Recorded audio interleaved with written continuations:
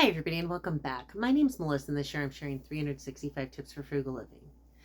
Today's tip is check out your local farmer's market. Now, a lot of people, when they think of farmer's market, think of expensive. Now, don't get me wrong, some of them are, some of the stuff at them are. I mean, there's a lot of expense with farmer's markets at the time. But frequently, you're going to find produce at a more affordable price. I remember we used to go to this one. There was this one when I lived in Florida. We used to go to it on Saturday mornings. And it was in Fort Myers, down off of McGregor, maybe. There's like the Art Alliance or something like that. It was awesome. They had this like vegan food truck that had amazing like smoothies and toast, and they had this family, and they had like amazing tamales and rice and beans and stuff, and she used to make vegan bean tamales, and I was a vegan at the time. Amazing. They had the kids would be running around, and there was this one guy, and he sold grape tomatoes, and my kids loved the grape tomatoes. And so he would sometimes go through like 4 containers worth of grape tomatoes while he's running and playing with his friends. And there was a guy who sold fish, and I think it was Yoga Bird, I want to say was the yoga studio. Frequently would they'd have free yoga classes outdoors, and there were eggs, and I mean obviously there were other things too, like there was always somebody selling essential oils, but we also met people who ran art studios, art classes. There was so much, and I mean it was just like such an amazing chill vibe. It was where we had our Saturday morning breakfast, and well, brunch more so. Like we'd normally get there around 9:30, 10 o'clock, and my kid would play with friends, and I would get to talk to other adults, and I mean it was just so wonderful. And it offered another option to purchase your food. Now,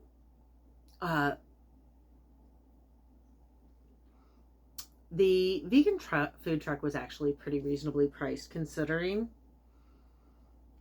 everything they sold. The Mexican family from, I'm trying to think, I can't remember what state they were from, like what state in Mexico they were originally from. Because if you don't know this, just like you're not going to get the same kind of food everywhere in America, Mexican food varies by region as well. But they had rice and beans and tamales, and they were super affordable. I think the tamales were like $2 each, but then like you could also get a bulk price on them. And super affordable. My kid and I could do breakfast for like $10, and not including his cherry tomatoes. But it offered another option. The other great thing, we were supporting local families. So we were supporting competition, we were supporting local families, local farms, some non-local farms. Like the one guy who he used to get his cherry tomatoes from, he actually wasn't a farmer. He actually was more of a distributor. He worked with local farmers from as far as 3 hours away, I want to say, and he would, or actually no, I think he actually went all the way into Georgia sometimes. but typically most of his farms were within 3 hours. And he would go and collect the produce and then sell it at the farmer's market. And it was really affordable too. I mean, it was about the same price as the grocery store or cheaper most of the time. And then I also found out if you're at the farmer's market towards the end, a lot of the time you can get really good deals because they're going to start discounting at the last hour and then the last half hour because they'd rather sell the produce because produce is going to spoil. So taking it home offers them no benefit.